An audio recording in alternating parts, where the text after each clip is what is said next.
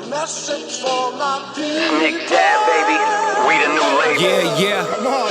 Yeah. Come on, son. Now this the black sheep sticking it to him. I need a crib like I'm Gatsby. I need it. In hand, just understand my Pockets that deep. with nothing to prove. I ain't got nothing to do. When they can't compete and I got nothing to lose. You see, they told me I'm the one. Yes, what's good, everybody? Welcome back to Veterans Minimum, the #1 sports betting vibe on the internet. I'm your host, Nick Deas, at Nick Deas 10 as you can find me. Most importantly, all things Veterans Minimum, or at Veterans Minimum. To my left, my dog.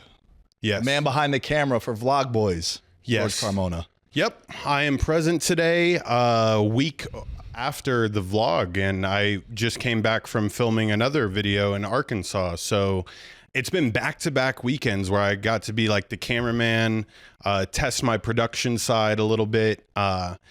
It's different. It's way different filming a vlog as opposed to like a YouTube video, but both of them equally as fun, dude. I enjoy doing it.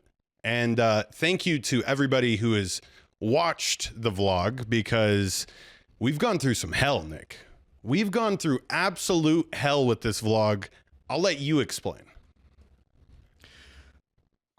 I'll never understand social media and YouTube for a couple of reasons. Number one, I have literally seen people die on social media. Like actual death, either stabbed, shot. Right. I've seen drones in the Middle East take out fucking platoons and buildings. Right. We shoot the vlog. Xander, shouts to Xander. He's 14 years old, Jerry's son. The vlog gets taken down because we're showing a minor. Right. I had to appeal it. No, had to appeal it again. The video got completely taken down. Because I think there's some people that are like, they don't understand it. There's some times where YouTube just says, hey, this part of the video, we're going to limit you on the revenue that you're going to make, right? Like we have to limit the ads.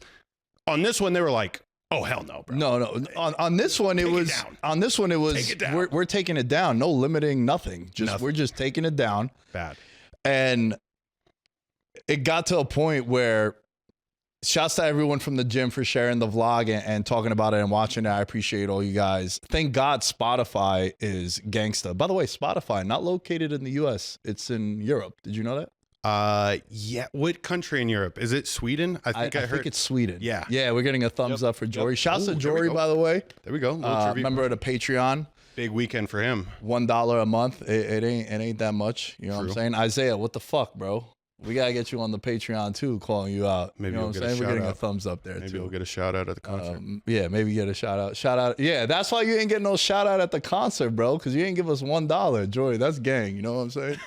So they just take down the video on YouTube. Spotify, they leave it up there because they don't give a fuck. But the thing that was frustrating was like, yo, it just got completely taken down. Because to your point, for those of you that don't know like the YouTube analytics or just YouTube in general, when you go to upload a video, at some point through the you type your bio, you make your title, you insert the thumbnails and the keywords.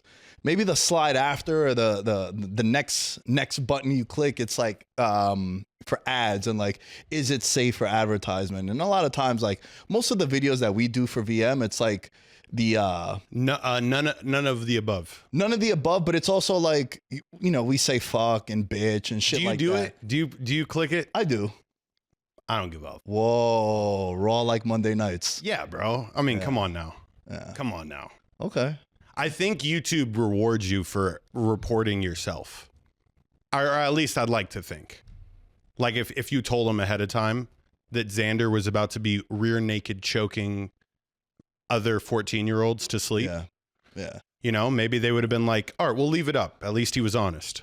And ultimately, I sent the last appeal I sent out after re-uploading the video 4 fucking times. Right. I go, hey, the dude Jerry is his dad and Shane is his uncle. So they're fucking in the video.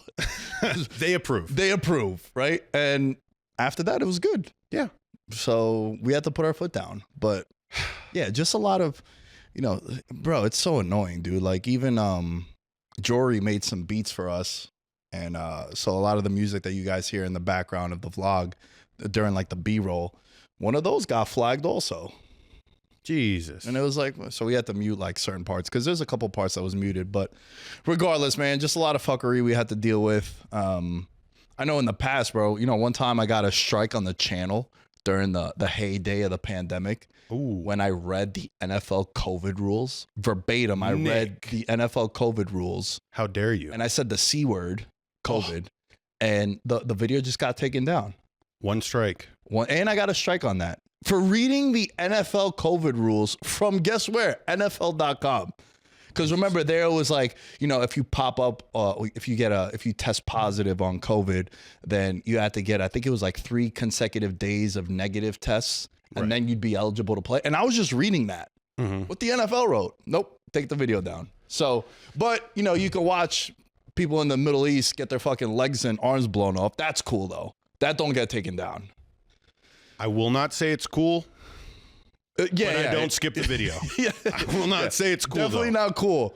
But I'm saying just the thought process of YouTube being like, oh, this is cool to show. No problem. Right. No strikes. So yeah, that's the rant on that.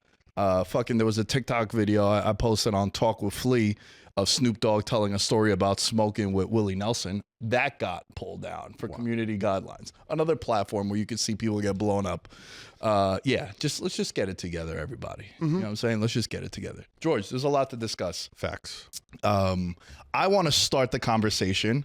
Since we are a podcast, we care about the podcast space and the platforms that podcasts have given a lot of people, us in particular. We became really good friends because of podcasting. Paul George, the name of his podcast is Podcast P. He decided late last week to stop podcasting to focus on the rest of the NBA season, to give the 76ers a chance to win a championship, which you're not. That's number one. Number two, my favorite bet of the entire NBA season was the under 50.5 of the 76ers. It's already cashed, so you could take that to the window. Just a lot of red flags coming into the year, and guys that are historically just injury prone. Joel Embiid has made more money off the court than on the court, NBA contract wise. If you look at the amount of money he's made in games he's missed as opposed to on the court, he's made more money, right? So my question to you,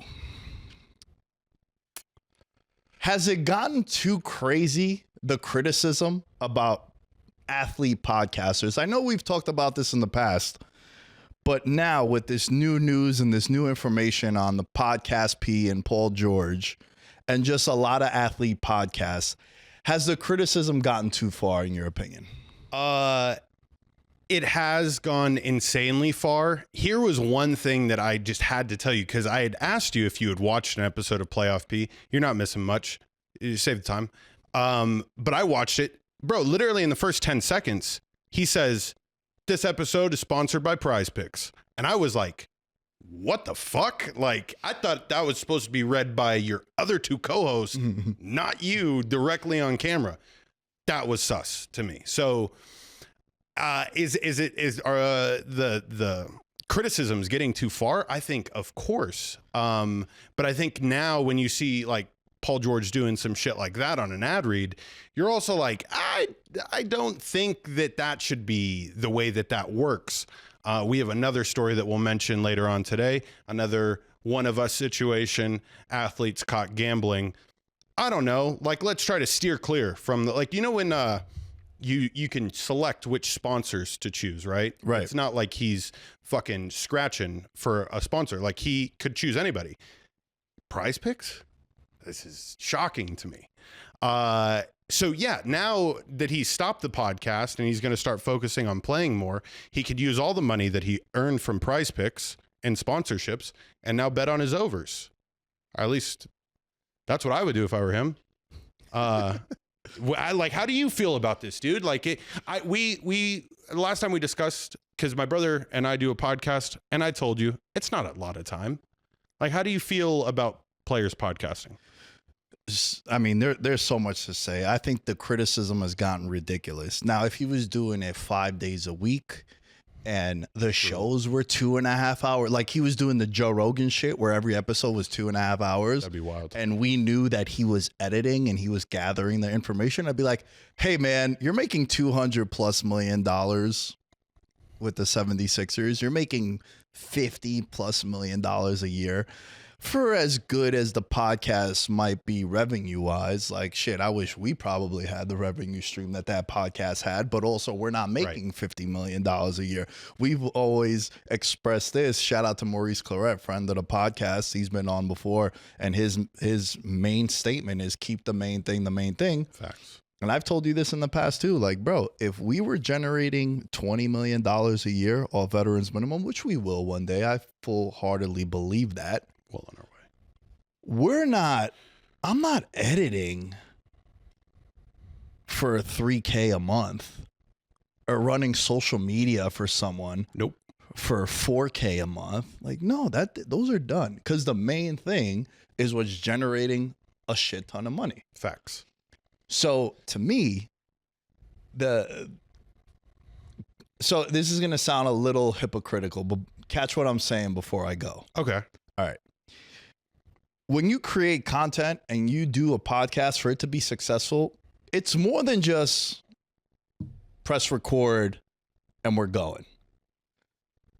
We're also not professional athletes that can pay people to gather all the information for us. Mm-hmm. We edit. I post on Megaphone and upload to YouTube. Now, I do have you as my right-hand man for running the social medias. We got Dom, shouts to Dom, cutting all the clips for the page.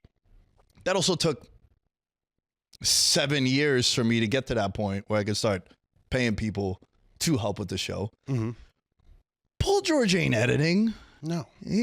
Paul George is like, hey, we're recording at 12 p.m. on a Tuesday. Paul George is not saying we're recording at 12 p.m. on Tuesday. Somebody is telling Paul George, hey, Paul, please, you've been late for the past 7 recordings.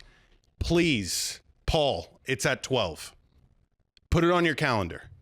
All right, dude, I'll be there. Yeah. Still shows up 20 minutes late. Yeah. Yeah. Yeah.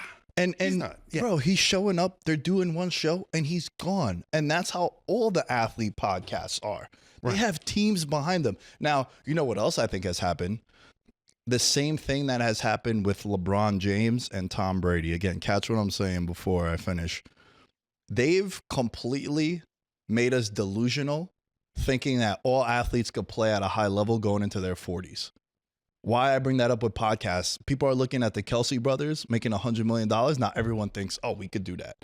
They caught fire. Talk about timing being impeccable. Both of them do the podcast. The year they both go to the Super Bowl, he starts dating Taylor Swift. And then the next year they go to the Super Bowl again. Mm-hmm. And it just became a fucking machine. And even them, because I know people over there, hey, show up at this time. Let's record. And they have a team. So the criticism has gotten so ridiculous, athlete podcasters. Yeah. That it's for them. For us, we gather a lot of information and got to do a lot of shit. They have people that do all that for them. Mm-hmm. So I think it's gotten crazy. And I have a list here of athletes that do podcasts, bro. And there's so many. Like I was about to say, dude, what? There's pages of this, bro. You have. Why am I blanking right now? I mean, Durant has done a podcast. You got Jeff T, no longer active. Paul George, obviously.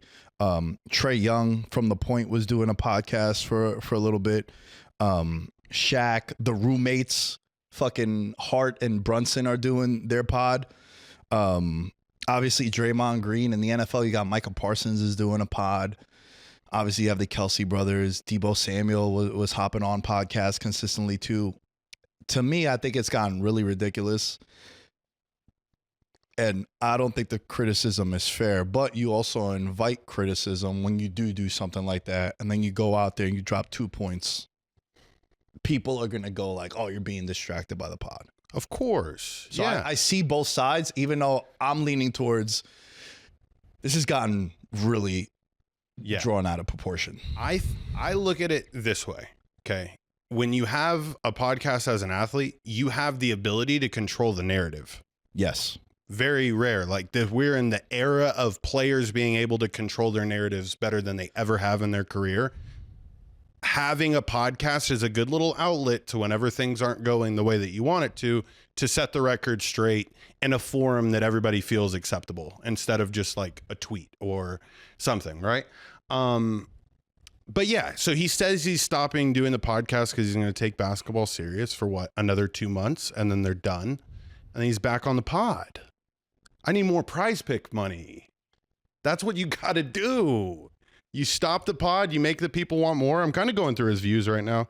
And yeah, it's just like he does a sports podcast, and just like every sports podcast, like all his episodes are hovering right around like a 8K to 10K mark. And then like trade deadline madness comes around, and that one's 80,000. And so it ebbs and flows. He finished with Dwight Howard. What an episode to leave off with. Yeah. Listen, man, I think all this stuff again I think it's pretty much bullshit though. Like I think the reason why the Sixers are struggling is because they got guys that are injury prone. There was a lot of expectations. And you just sort of saw it coming. I expected it to be an issue. And I just think that it's gotten wild because I don't think they waste as much time as people think. Now, if there were reports, and there haven't been, but if there were reports like Paul George missing the game Wednesday night against the Thunder because he's filming podcast, then I'd be like, come on, bro, this is getting really fucking stupid. But it's not. That'd be an all-time move, though. I'm just telling you right now, that podcast would be watched like crazy because then the headlines, like, written about that, instead of just faking an injury like half you guys do every fucking night, why don't you just schedule a big pod and just say, Coach, couldn't make it. I got Shane Gillis in the studio. Yeah. Let us know what you guys think about this one. Obviously, we're very passionate about the podcast space, and that's why, to me, it kind of, like I like to make jokes about everything. It's kind of how I like to live my life. That's why I don't take myself too seriously, and that's why I'm pretty much never miserable unless like, I go 5 out of 6 on my parlay. Then I'm like, I think I'm going to put my head through the wall and just bleed out. Yeah. But besides that, one of the reasons why is because I like having fun and joking around. And I know we've joked around in the past with like podcasts and people podcasting and it being a distraction. But then when it gets too blown out of proportion, I'm like, come on, man, we're actually experts in this field and we do it. We produce a lot of shows. We've sat in on a ton of shows, and we see the process. It's not as crazy as you guys make it out to be, especially when it's not a show 5 days a week for an hour and a half, 2 hours. It's not. So I just think all this stuff was blown out of proportion. Let us know in the comments what you guys think. Hit us up on the Discord, on social media at Veterans Minimum. Okay, George. NFL news, bro. NFL, an amazing job of becoming a 12-month-a-year sport. We got NFL free agency next week as well, but there was a trade in the NFL. Deebo Samuel is going to the Commanders for a 5th-round pick. George, your thoughts on Deebo going to Washington? At first, on surface level, you're like, wow, the Commanders are going to be the team that we think they're going to be this next year. And I think Deebo Samuels is a hell of a player, but it comes back to there's only one ball in the football field. And I just feel he's not the best receiver on the team. That's for Terry McLaurin. The running back room was kind of sus, and that's where I think that he's going to have like most of an impact, is being a threat back there. He can pick up blitzes well. He can catch the ball to the backfield, obviously. And he led the league in carries last year at the receiver position with 42. So I think it's an amazing fit. I'm kind of leaning towards the Commanders might be legit again. I was telling Isaiah earlier, I feel like it's tough to get back to that spot again, but a move like this, gives you another outlet, especially if the injury bug comes back around. How do you feel about Deebo?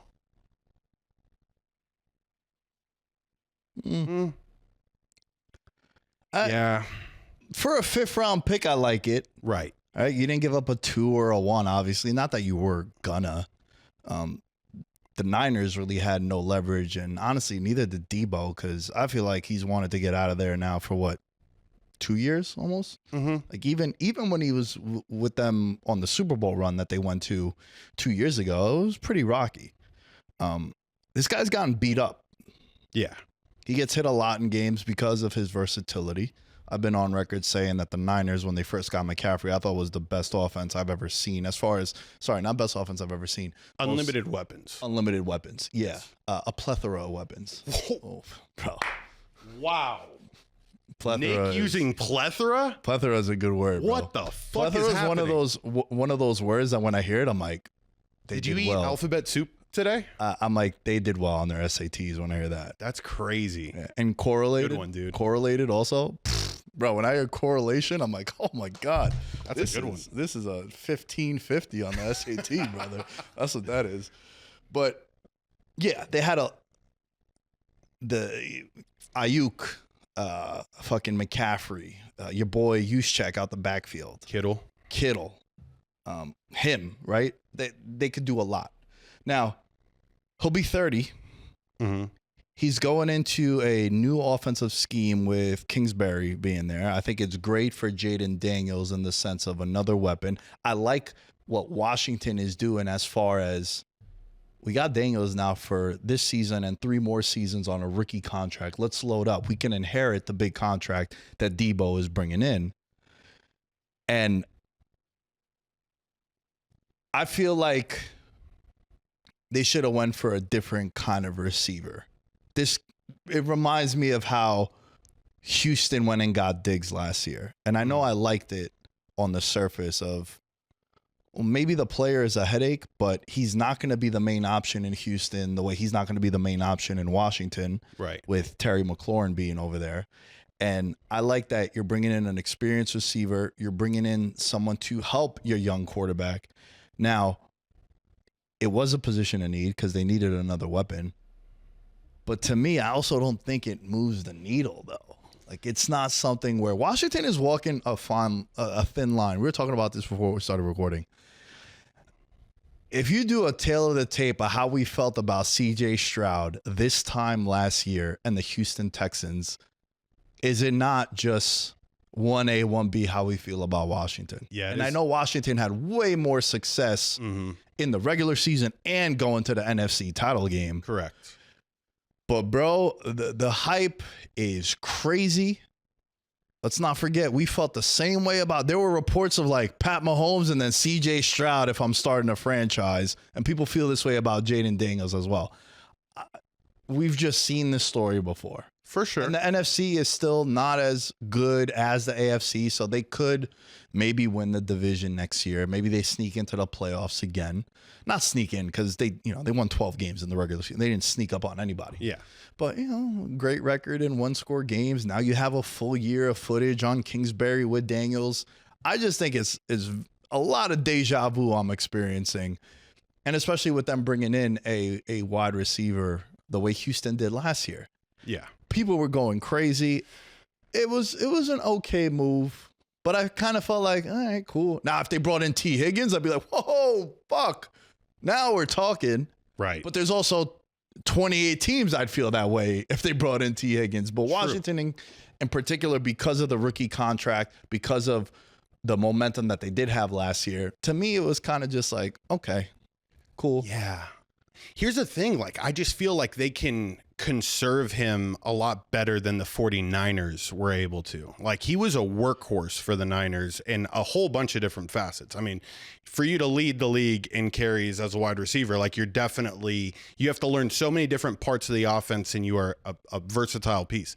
I don't think he's going to have to do that much for Cliff Kingsbury in that offense. I mean, they were very productive without him being there. So why not save him for, I don't know, more flashy Cliff Kingsbury type shit later on in the season? Because truthfully, I think we've also entered the era, especially with a player like him, where we got to make sure he makes it to the end. He's not a player that we can be like, all right, you're going to get 350 touches this year, or targets in some capacity. Like, it's not going to happen. What song do you think is going to be the boombox song? Do you think the boombox makes its way to DC? Is the boombox era in San Fran over? Yeah, it's definitely over. Okay. It kind of reminds me of like Victor Cruz doing the salsa. Ooh, yeah. It's like once Victor Cruz left the Giants, Mm-hmm. no one's gonna be doing the salsa. Other teammates were doing it when he was scoring. True. And they do like the choreographed salsa dance. But I think the boombox era is done in San Francisco. Now, for the Niners, I think they struck gold with Ricky Pearsall last year. We didn't get to see a lot of him, but at the end of the year, he started to get some reps. He cashed 25-1 on that Monday Night Football game against the Lions, first touchdown score. Yep. So that was, friend, not friend of the podcast, but has helped the podcast for sure. Very much, yes. So they have him. They're gonna get Ayuk back. I know we like to make fun of Ayuk, but he meant a lot for Brock Purdy. And then when you look at Brock Purdy, his numbers declined this year, coming off his worst season statistically and team success. And I think they'll be able to, I trust the infrastructure in San Francisco. They're gonna get McCaffrey back. They're going to get Ayuk back. Kittle is going to come back. They have Jawan Jennings, who he had a monster year after getting paid. Ricky Pearsall. Maybe they bring in someone in free agency or in a trade, right? Like they've done it in the past where they picked up guys. Trent Williams, they went on it and they traded for Christian McCaffrey as well. So I wouldn't be surprised if they land like a big fish out of nowhere, like the random, just like breaking news, so-and-so to the night. You're like, where the fuck did that come from? Right. So I'm not really worried about that. I think it was just a wacky year for the Niners from start to finish. I'm happy that we called that in the preseason. How I love the under 10.5 wins for them. It went under, and it was just a bunch of red flags coming into the camp. And with the Niners, what's interesting about the Niners, bro? You want to hear this crazy nugget? Since 2003, the Niners have either made the NFC Championship game or missed the playoffs. So when they make the playoffs, they're making it deep. They're going to the AFC title game. Yep. NFC title game. That's sick. I would take that. I would definitely take that. Would. It's either pure misery and a great draft pick or deep run. Yeah. Like, I'm fine with that, actually. Yeah, fuck yeah, you are. But never, getting over the hump. Yeah, they haven't won a Super Bowl in forever, but you could be worse franchises, bro. Very true.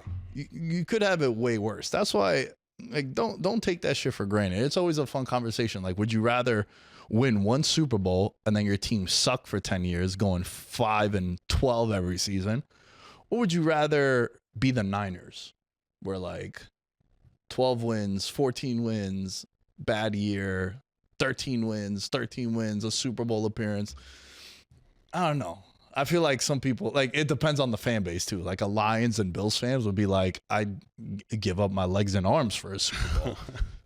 But if you're talking to a Patriot fan, it's like, well, all right, we'll be fine. I just want to be better. That's what they're thinking. Yeah, we'll be back. So again, Deebo going to the Niners, nothing changed from a betting standpoint. The only thing that did change, it went up 2 points. Jaden Daniels to win MVP. He went from 14-1 to 12-1 now. And again, awfully reminiscent of CJ Stroud. I don't know what my approach is going to be to Washington because we still have free agency. We still have the draft. Mm-hmm. They nailed their draft last year. But I want to see what happens. And I think if you're a fan of teams like ours and if you're a Raider fan, also a Browns fan, you could look at Washington and be like, hey man, they got 9 new players on defense, new coordinators, new head coach, new quarterback, new owner.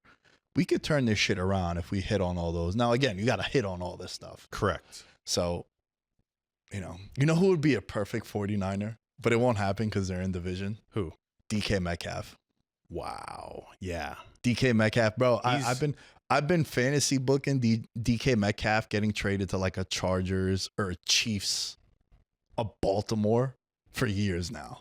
The moment Russ left, I was just like, man, he's being wasted in Seattle because DK Metcalf, bro, he's a top 5 wide receiver in the league.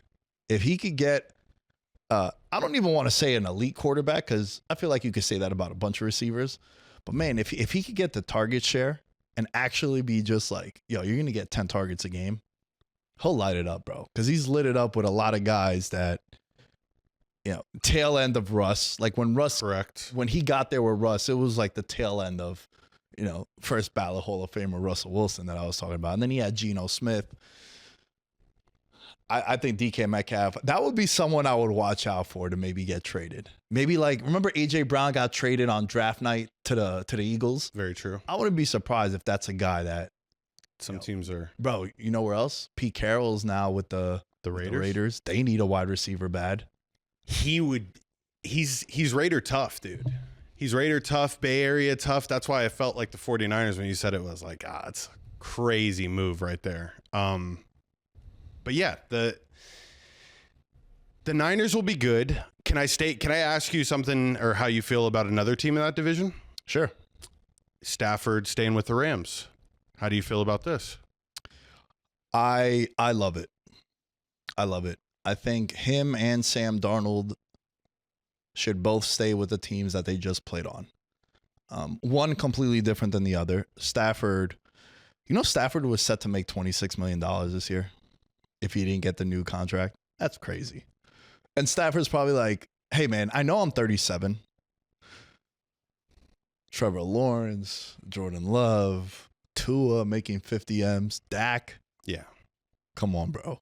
Yeah. Let's not. If it wasn't a fucking blizzard in the fourth quarter with 2 minutes left, I'd probably beat Philly. You hear that? You hear that, Isaiah? Probably beat Philly. I'm just saying, Philly. Hey, no other team Win gave Super Bowl MVP. No other team. Oh, you would have loved that shit. Then it would have been on you, bro. Oh, there would have been a lot of things. Oh, pause. Yeah. But yo, Stafford is a top 5 quarterback in the league. 100%. Yeah. How? So I know you already made your statement about it a couple of shows ago about him potentially ending up with the Giants, but it was finalized. Like that trade was agreed upon by both parties, and Stafford still made the decision to stay for less money. How big of a laughing stock is Joe Schoen being made once again? It's just a constant state of getting embarrassed, because in his eyes, he's like, all right, I could bring a legitimate Hall of Famer in here and we can maybe do something with Malik Neighbors and him. But yeah, I would stay in Los Angeles. It's without a doubt. Yeah. Lifestyle wise. In regards to the Giants being a joke, it's never been more rock bottom. I don't think. Oh, wow. So bad that, in off-season Hard Knocks got canceled because everyone saw how bad it was mishandled. Not mishandled. You just got to see how the organization is run. And the NFL teams are like, nah, we're good. Go to college with Bill Belichick and cover the fucking Tar Heels for football of all things. Like, it's a basketball school. Yeah. That's how low the bar is for what the Giants did in the offseason last year. And it was all showcased. Schoen goes to the combine last week, and the first question he gets asked is about Saquon Barkley, because everyone saw the footage and the videos going on. How can that guy negotiate anything with anyone after how that was handled? So the Giants are just in a really, really rough and bad situation that a lot of teams go through. You used to see it a lot in the NBA. Most famously was when the Pistons traded for Blake Griffin at the All-Star break, or at the trade deadline, and you're like, man, I never want my organization to have to make a win now move with people in charge that might not be there. And they're already on thin ice, Deebo and Schoen. And it's like, well, now do they take a Cam Ward, right? Let's say they take a Cam Ward, and Cam Ward is good, but these guys still get fired. Now you bring in a new GM and a new head coach, and they're like, well, we don't want Cam Ward. Right. Because he's okay, but he's not Burrow 2.0. He's not Jaden Daniels. He's not a guy that we're going to inherit and be like, well, we're inheriting a great quarterback, right? It's like if Zach Taylor got let go of Cincinnati and the GM got let go, no one's going to go in there and be like, oh, we can't deal with Burrow. You're like, no, you're fucking dealing with Joe Burrow, all right? Dude was the MVP last year if his team didn't suck balls. Yep. He'd be the MVP. So I don't like when teams are in this situation. That's the thing that's the most frustrating, truthfully, with the Giants. Now, there's no real direction. There's 3 players that I would want if I was another team. And one of them is Neighbors now, Dexter Lawrence. Yep. And I still think Andrew Thomas is a hell of a left tackle. He's just battling the injury bug too. Outside of that, bro, everybody, deuces. So here's my like motivation to you, because it is rock bottom. Like I feel sadness coming from you. Like there's a level of melancholy in your face when you talk about the Giants that I just need you to know, Nick, the next move could be the move. Think about it that way. I think once you start changing your mind a little bit as a Giants fan, the next move could be the move. I don't know, because it eventually will come true. The Giants won't suck forever. Do you think that's the case? No, I don't think so. Do you think how bad? Yeah.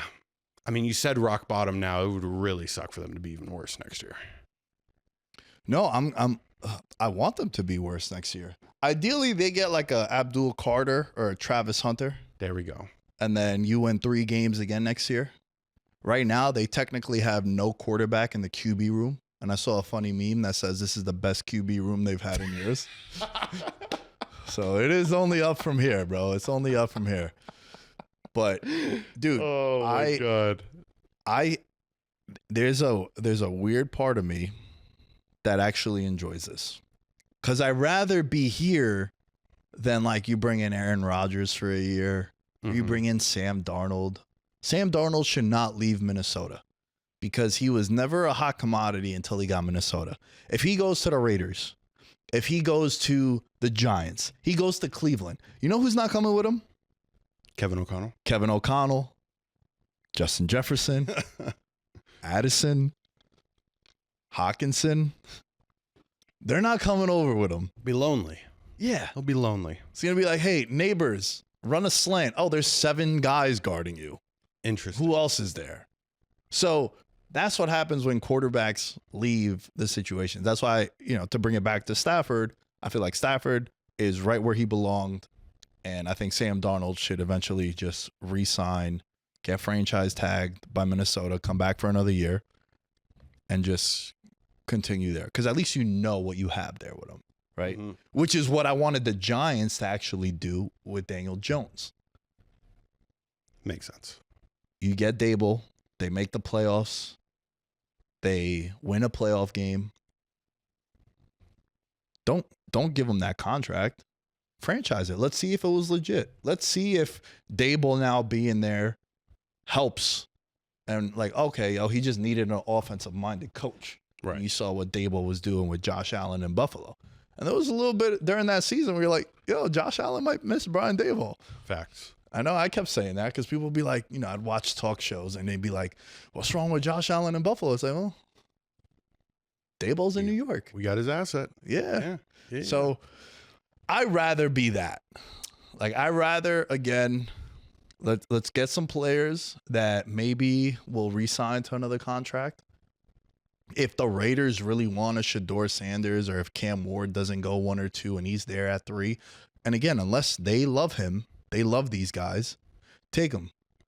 But I'd rather just trade back, collect more assets, just keep rocking and rolling. Do you think in this NFL draft, it's going to be the holy shit, all the quarterbacks are going, let me grab one type of situation again? Or do you think we're not going to have 6 quarterbacks taken in the first round?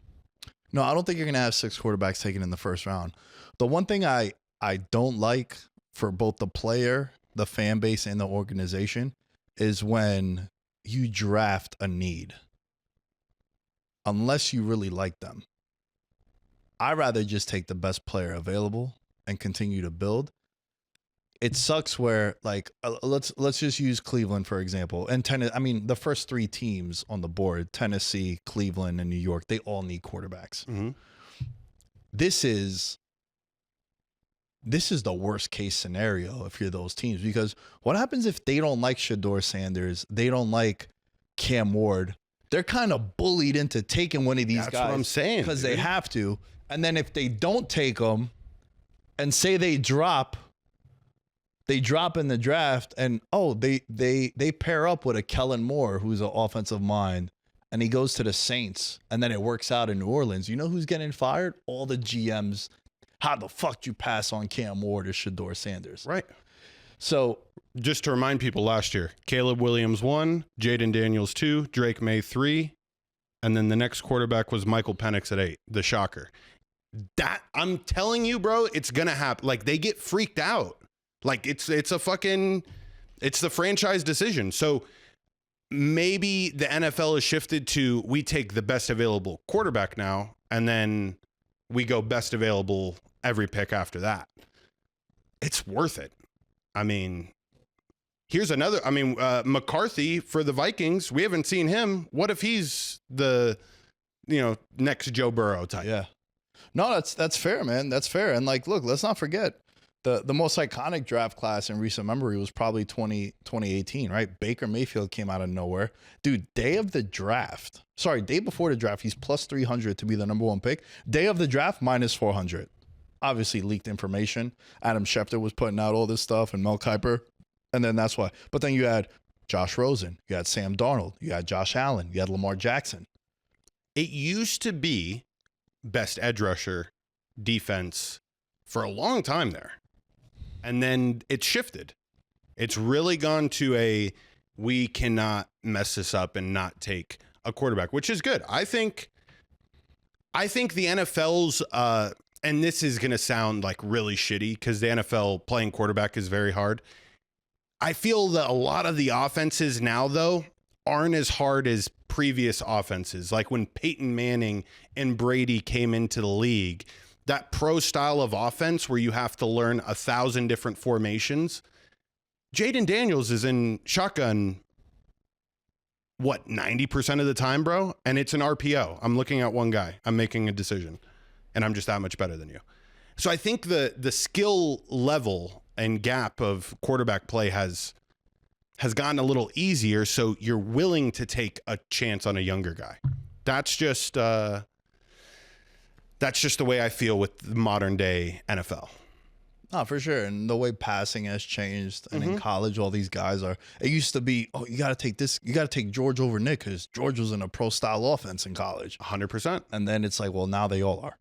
Correct. So, and like, look, over the last week, Dart from Ole Miss, he's been skyrocketing up drafts.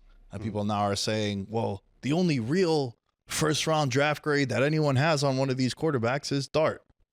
But he might be the third one to go.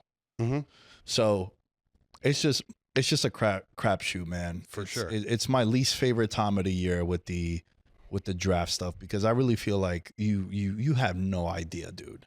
You have no idea. Josh Rosen was the most pro-ready quarterback, and he fizzled out so much so that the Cardinals did what you said. Hey, we're going to take Josh Rosen. He sucks. We don't like him. We see him every single day. You know what we're doing next year? We're taking Kyler Murray. And I would if I was a GM, I would probably do that. Hey, I'm gonna take Cam Ward. It don't work. Next year I'm gonna try Arch. Yep. It don't work. Next year I'm gonna take whoever the fuck is the top QB. But I also don't have the job security. I know you say that and like you're joking, bro, but like that's what they're thinking in the back of their head. Like I know there's a team of people in every organization that make that final pick, but there's a final decision maker, and that final decision maker is going to fall in line with the rest of the other final decision makers around the league, and they're all going to go quarterback. What was it? 7 last year? 1, 2, 3, 4, 5, 6. Yeah. 6 quarterbacks taken last year. I think it happens again. You'll see Ward, Shadur, Dart, Brady Cook, Dylan Gabriel. First round, bro? I don't know. Sheesh. I don't know. I if it happened, because you got to think psychologically too. If those first 3 picks go quarterback, there's a couple of other teams that are willing to take a shot. Saints being one of them. On who's the next piece. Like there's. Now you're also looking at like Will Howard. Yep. Will Howard could be a good pick for the Raiders. He played with Chip Kelly this past year at Ohio State. Oh, yeah. So that's there's so many like ties where it makes sense. Yeah. Getting to 6, I know that's almost well right now the favorite to be the number 1 pick going to the Titans is Cam Ward. Then you got Carter plus 200. Then you got Travis Hunter at 6-1. Just a month ago, Sanders was minus 300 to be the number 1 pick. Now he's 12 to 1. Dart has went from 200 to 1 to now 60 to 1 to be the number 1 pick. Won't lie to you. I thought about throwing like $20 on Dart just because I've seen this story before where like the fucking momentum and, you know, when he has his pro day, if he lights it up on a pro day, which is always hilarious to me, right? Like when people are like, dude, you had an amazing pro day throwing. It's like, you'll see my pro day when I'm throwing my pro day. Bro, we're doing, that's the next vlog, boys. I'm throwing fucking slants, button hooks, 20-yard outs, doing all that shit. Dude, I'm getting the cleats on. I'm putting the cleats on for the first time in a while, and we're going to get a sled. Going to do the 5-yard tight end sled push. All that shit. Yeah, target. I'll hit uprights. I'll be like, George, which one? Bang, bang, bang. Fucking going crazy. Let us know who you guys would take with the number 1 pick in the comments. George, speaking of the draft, there was an interesting question from No Show Thomas. Mm-hmm. Would you rather, already just an amazing question. Anytime it's a would you rather. Right. Would you rather non-quarterback be drafted in the MLB draft or the NFL draft if you had the option to do both? Ooh. See, I read this wrong the first time. It said, would you rather be drafted? So like I was taking at it as playing. Do you mean it's like the actual draft day? Am I taking this too literally? Because the MLB draft is a joke. Yeah, I would say it's the picking a career path. Okay. I just want to make sure. I think he meant. Yeah. Because when you read it right now, I was like, I don't know, bro. It's tough to beat the NFL draft. The NFL draft is probably the coolest. That or like if you're a lottery pick in the NBA is pretty dope.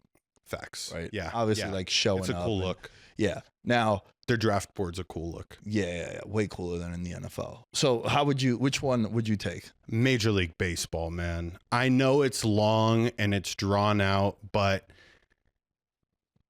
I know this is going to sound super fucked up, but when you think about sports like this, it might change your mind a little bit.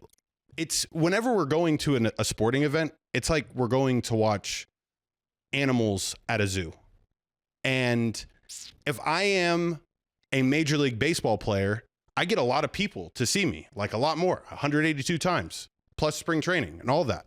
If I'm a player, I would want to constantly be playing in front of people. You know how bad it sucks that these NFL players practice nonstop all throughout the week, only for 17 attempts to get a chance to showcase what they can do in front of people. Like, that's why I would select Major League Baseball, because I'm an attention whore, because I want to showcase my talents. They treat baseball players like top notch, bro. 4 seasons everywhere you go around the entire country and Canada. It's tough to pass up.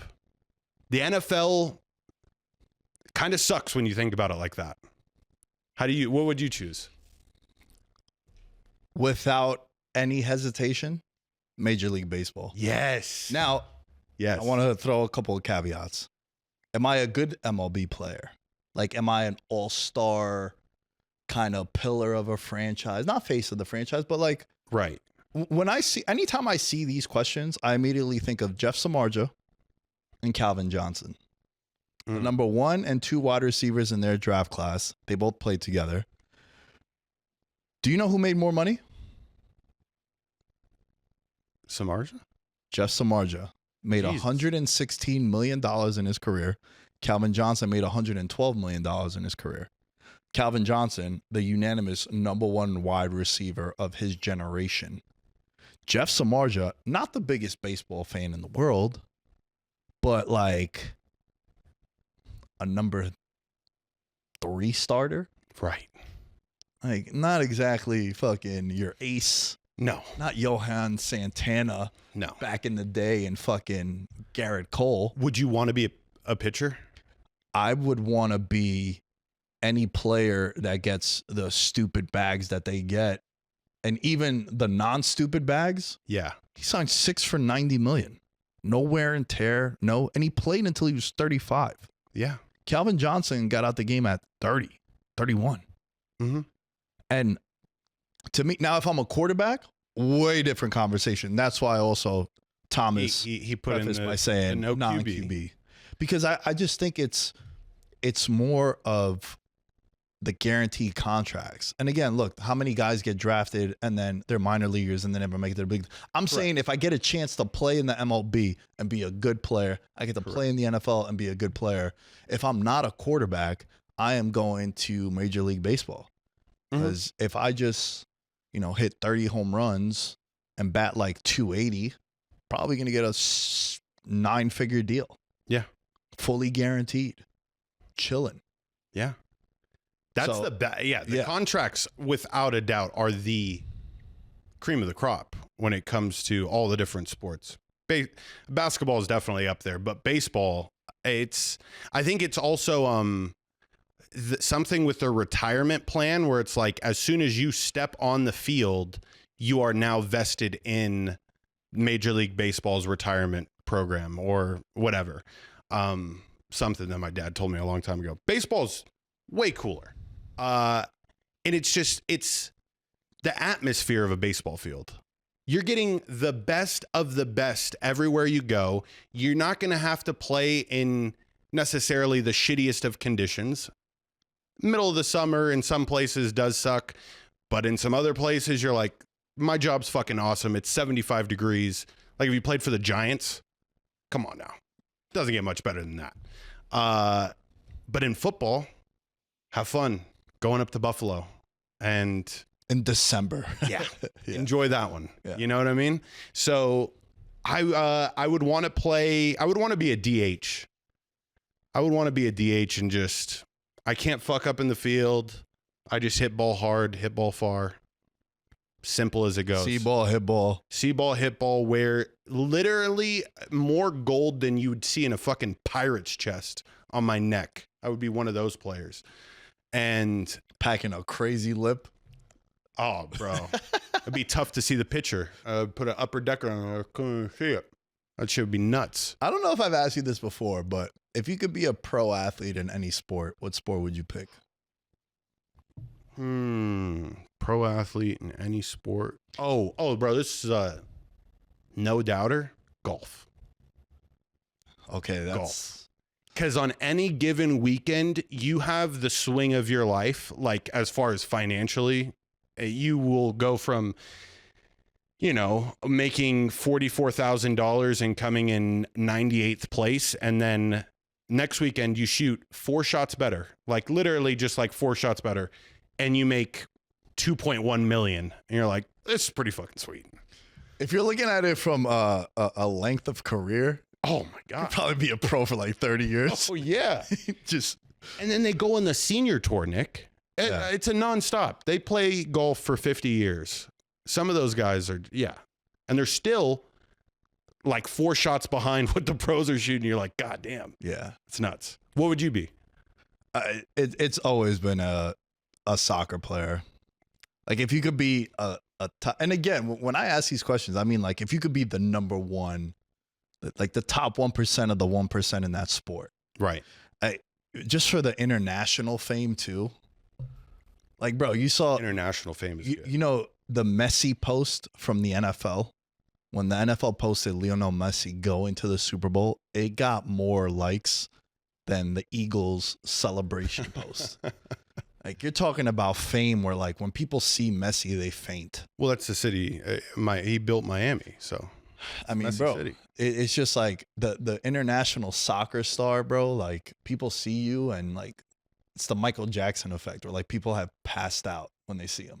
Ain't nobody passing out when they see Aaron Judge. Right. Or fucking Jalen Brunson. Tom Brady. And no freak offense. out. Yeah. I love Jalen Brunson, Knicks fan.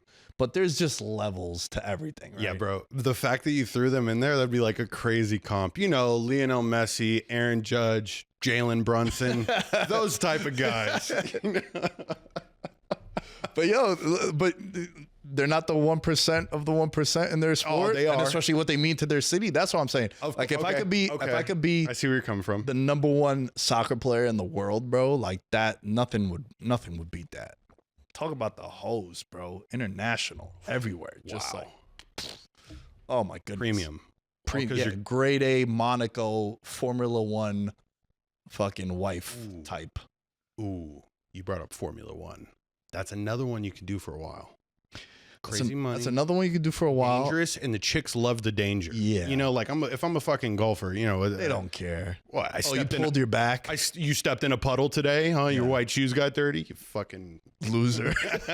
That's what they would tell you. I was about to throw in another word there. I stopped it. Yeah. I know we're posting it to YouTube. Good call. But yeah, I think F1 would be interesting too. I get that when I ask people this, unless they're biased to their sport. Like if you're a hardcore basketball guy, you'd probably say basketball, but the consensus I get is soccer, tennis, believe it or not, and I get Formula One.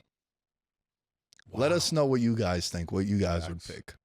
Because I'm always fascinated by that. You threw a question at me. Can I throw a question at you? Absolutely. That I was thinking of as I was literally walking to the show today.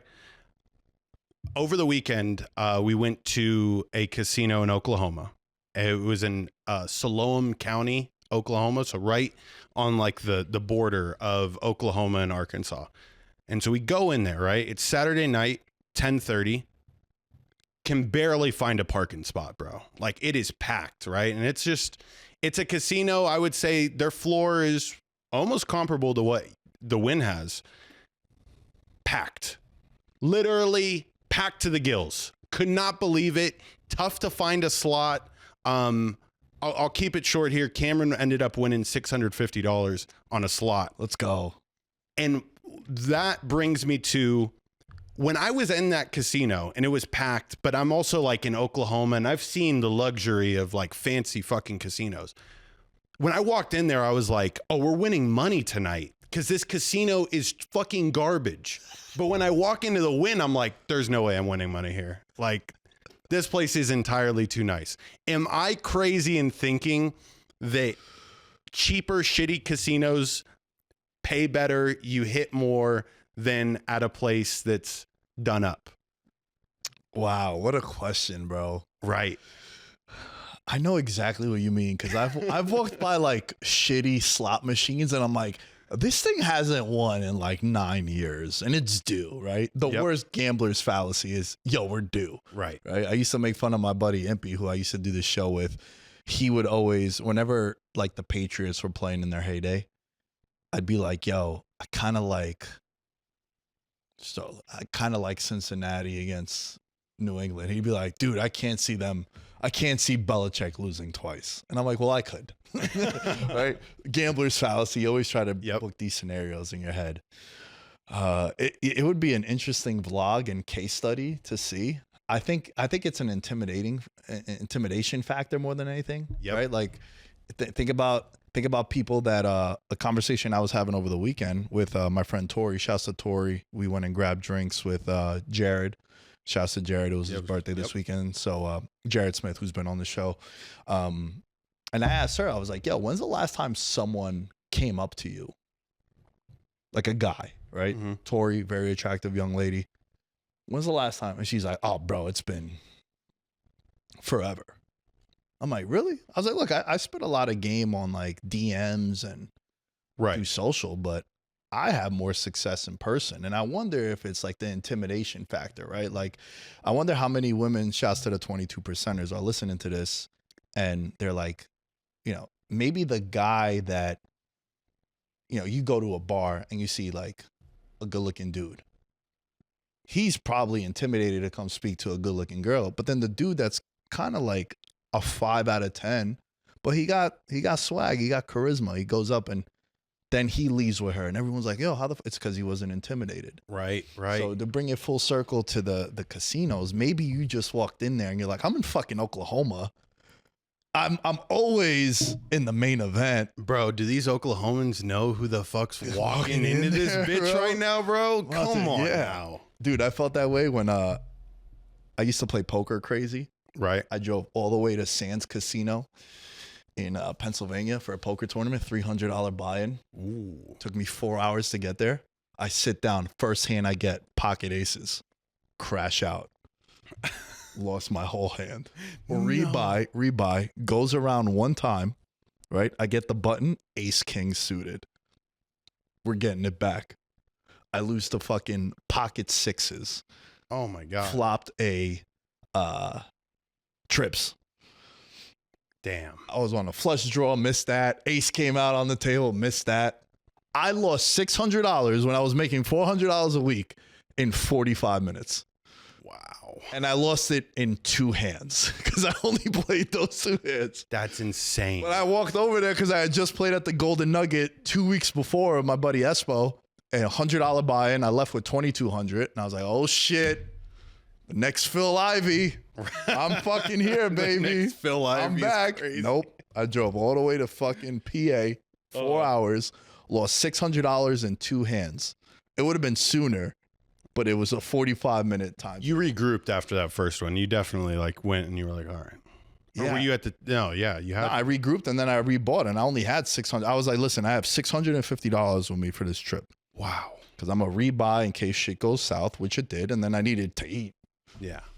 And I was on my way back. I called my dad back. He's like, "Yo, how you doing?" I was like, "I'm on my way home." He's like, "The tournament started at 12. It's 1 o'clock." I was like, "Dad, I got fucked. I got Damn. fucked." Damn, Yep. bro. That's exactly how that went down, man. That is exactly how that went down. So, yeah, I hope you guys enjoyed that casino story. Yeah, yeah. I'm glad. I knew when I was at that casino, I was like, oh, bro, I'm just collecting information, right? Here's another thing, and I'll post it on VM. I didn't get a video of him moving around, but bro, a dude played 3 slot machines at once. I've never seen that. And I also was like, try to do that shit in Vegas, and I feel like people would fucking flip out on you. Have you seen people play multiple slots in Vegas before? Like, he was just like walking down the lane, just clicking the buttons. Yeah, I think so. I think people, what they'll do is they'll just put the player's card in for like them or, you know, their significant other, and then they just ring up the points. Because the slot machines is how you generate the most money on your comps. Unless you're playing like those big, like no limit table games. He was by himself, this dude. Yeah. He was fresh off a hand pay, which I respected. But we were out of slot machine. There was literally so many people who were out of slot machines. I see a slot machine that my brother says he's hit on a couple of times. I try to put my 20 in there, and then the people behind me were like, no, he's playing. And I was like, what do you mean he's playing? He's 2 slot machines away from me. It was weird. I just had to throw that in there. Nah, I like where this conversation went, man. We gotta start telling more stories. People like it when we talk more stories like this. Yeah, I think this is a good place to wrap, bro. We got some more stuff on the menu. Yeah. Looking at the time, and we're gonna film later this week too. We're gonna film, so there'll be a Thursday episode. If you guys haven't checked out the vlog, please go and check that out. People liked it. It's available on Spotify if you want to watch it in full. And then it's now officially back up on the YouTube channel as well. So that's why last week there was only 1 real episode of VM. This week there's this one. And then later this week you'll have another episode. I'm going to just do the Patreon right now, if that's cool with you. Yeah. I'll just bang out the Patreon. Remember, $1 American dollar. That's all we ask for. Yep. Comes out to 3 cents a day. $5 a month, it's 16 cents a day. You get access to the Discord. You get access to the betting picks. One more thing I just remembered. There's a shift in the betting space. A lot of people that have been selling picks are no longer selling picks. Whoa. A lot of people have kind of realized how much of... Got to be careful with this. Scam is a very big accusation to make. Correct. But how unfulfilling it is to sell picks. Was that better? That is an excellent word there. Yes. Yes. And to that, I have always said that we don't sell picks on this show. The Discord, it's $5 a month. And this isn't a plug for the Patreon, but it is $5 a month, right? And if you just listen to the show, you get our picks for free. But some people don't have, they're busy. Some people don't. So every week, whether it's UFC, whether it's soccer, whether it's basketball, any futures, I'll post them up on Patreon. And then in the Discord too, you get access to that. Because sometimes I'll just fire off like, yo, I'm going to bet on this. If you guys have enough time to get in on it, there's also that luxury. But the biggest problem I've had with the betting space is the cost of some of these packages, I don't agree with. That's why we keep it. The show is free, number one.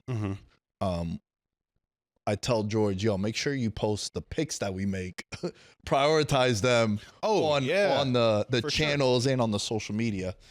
But I have never liked it. And I have a lot of friends in the space. I've always said, however you make your money, go nuts. You want to show a little nipple. You want to show your butthole. You want to show your toes. You want to put out packages and master courses. Be my guest. It's not for me, but a lot of things are not for me.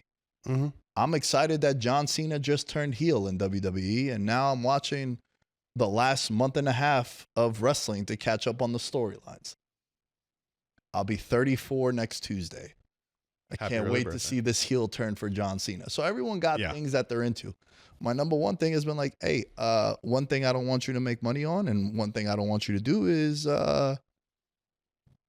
little kid shit. Like pedophile stuff. I think that's a fair fucking request to make. Fact. However you make your money, cool. Just leave the little kids alone. Yep. Right? I know that got dark, but I'm just saying in general. However you make your money, do your thing. But there's been a shift because people are realizing that, it's not as fulfilling.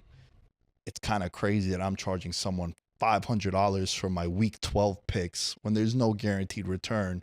And all you're really buying is someone's opinion that you trust. That part. That's all you're doing. And all these people that tell you how much they've made, and a lot of it is embellished. It's fabricated. It's a lot of props. It ain't that. That's why we try to also put people in the right direction. That's why when we've had these bettors on, I've been like, yo, what's been your worst week? That's always a tell I like asking someone. If they tell me, dude, I haven't had a losing week ever, it's like, you have. Yeah. You have. Bill Krakenberger, friend of the show who comes on, he's been like, oh, dude, I couldn't hit a prop to save my life 3 Super Bowls ago. And he posted. And he even has a betting service. And he's like, I don't even promote it. Yeah. He's like, I don't even promote. All my stuff is free. And I think there's been a big shift in the betting space, which I really like. Because we're building a brand here. We're building a show. And it's also cheap.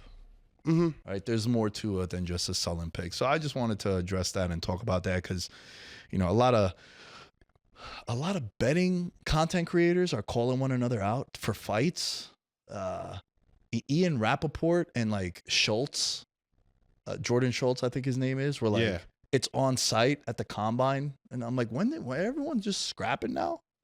These are the reporters. Yeah, they're not in the betting space, but I'm saying, Jim Jones is calling out Cameron to a boxing fight for $10 million. It's like, why everyone want to fight, bro? Well, because it's the off season, Nick. It's everything operates around the football schedule. So like it's off season. So everyone's just like, I just want to hit something. Just want to hit somebody. Yeah. And just to throw my 2 cents in on the whole please. I know. I just went on a lengthy rant. Selling their picks. Just understand the importance at this moment in time of transparency. I feel the generation that is now starting to sports bet at an insanely high rate, the young kids, they know what fake is. They know what bots are. They understand the logic and persona that people try to put on online. So if you're authentic at a time where a lot of people have been inauthentic for a long time, that's going to go a long way. And what I feel would be the most authentic way to go about it, like, it's like what all these Vegas casinos have to do every single month. Show us your statements. Release a fucking PDF of every bet you've made, whether it hit, the amount, whatever. Like, if you want to be transparent, and you want people to buy into what you're doing, do some shit like that. That's my like one piece of advice there. If you're going to continue to live that lifestyle, hey, people are dumb, right? Like, I know there's a lot of people that don't understand sports betting, so they would way rather just give the money to somebody who does. I don't understand the stock market, nor do I give a fuck at trying to understand it. So I would give my money to a stock market, person who's going to invest in the S&P 500 or whatever. That's just, there's always going to be that lane of like, I don't know what to do with my money. Do something with it. So it'll never go away, but it'll just be interesting to see like how it continues to evolve. I know Dub Club was one group that I know you did some stuff with. Yeah, them I too, did some right? stuff with them, and I wasn't the most proud of that too. It was one of those situations where like I got presented with an opportunity, and like the people themselves, they were dope, Right. Like they were great, but I just didn't. I was like, yo, I also got the Patreon. It's cheap. You know how many people have told me that I don't sell the picks high enough? You know, especially like in the future. Well, yeah, so like, after bro, you should be charging. I'm like, I don't want to. I'd rather you just listen to the show because I'm thinking bigger picture. Correct. Like I want this to be a 5 days a week program where me and you are spearheading it, and we have like a bunch of our friends that know the particular sports, and we come on, and you know we have the Rolodex of contacts that we have to have people that we fuck with come on the show and bring their expertise, right? Yep. Because there's so much shit that we don't talk about that we just don't have the time to, right? So like my vision for everything that we're doing is way different Than just we're selling picks here. Yeah, because I never been never. that. Yeah, that's why best sports betting vibe on the internet. Like, how much betting do we talk on this show, bro? Not much. We talked about Abdul Carter is plus 190. Yeah, I know. You gave out a Jackson Dart future there. Yeah, so there's nuggets within that, but for me, it's like, you know, one sports bettor, I won't mention his name, but he was once on the show before, and I didn't know this at the time, and it's probably my least proud episode of the show I've ever done because I didn't know it, you know. And I had him. This is before you were coming on the show, but you weren't like full time like you are now. And I had him on the show, and I didn't think nothing of it. He was cool to me, and that, you know, that's a big problem that I have. I'm always like, man, if so and so is good with me, you know what I mean? Like, I've always. Oh, I'm sorry you had a fucked up experience with him, but like when I saw him, he was cool. He was cool with me. Always looked out. You know what I mean? But then after the fact, when I posted the episode and I got so many people reach out to me and they're like, yo, he's a scammer. Yo, he did this. He gives out. And a lot of sports betting content creators do this. So be careful. That's another reason. What they'll do is, let's just take a Lakers Mavericks game. Lakers are -3. Half their audience gets -3. Half the audience gets +3. And then they'll promote the one that hits. And then they start muting the people that are like, bro, you gave out Lakers -3, but the Mavs won. And then before you know it, I'm on a 19-game winning streak. What a very tough fucking jig to run, by the way. Like, I mean, you would need to hire people to moderate at that level. For sure. And then also like, yeah, and they do. And the thing that was really upsetting is when it happens from like different people in your life, right? Like I had friends from New York, friends from Florida, friends in Vegas that were like, yo, bro, that guy scammed me and my friend had a shit ton of money. And I'm like, damn, bro, I felt like shit.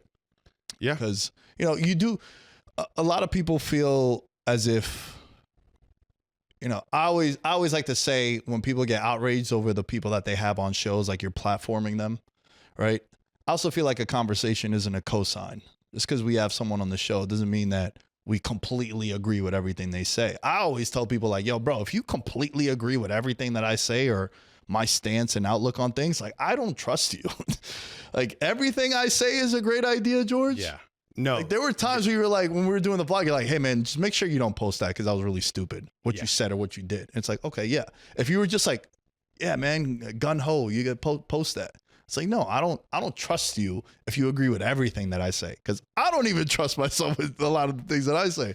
So with these people and these creators, I like to always put forth that just because you do have someone on your show doesn't mean that it's a cosign. Yeah. I think that's like an all-time Nick Days quote you will be remembered for. A conversation is not a cosign.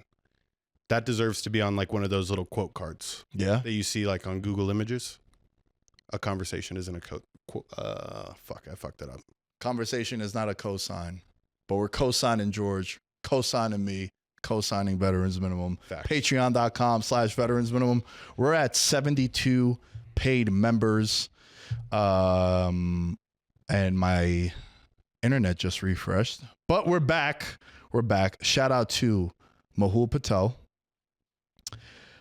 Arabia, Thomas Robinson. Thank you for the question, Thomas. Abel Resin, Ben Coatsy, and Christopher Velasquez, Derek Platees, Devin Rendon, Dylan Chadwick, Jerry Shapiro, Jordan Riley, Mike Stevens, Nicholas Messina, Nick Crummage, and we got Alejandro Garcia is the latest member of the Patreon. Good name. Guess what? $10 a month. Oh, shit.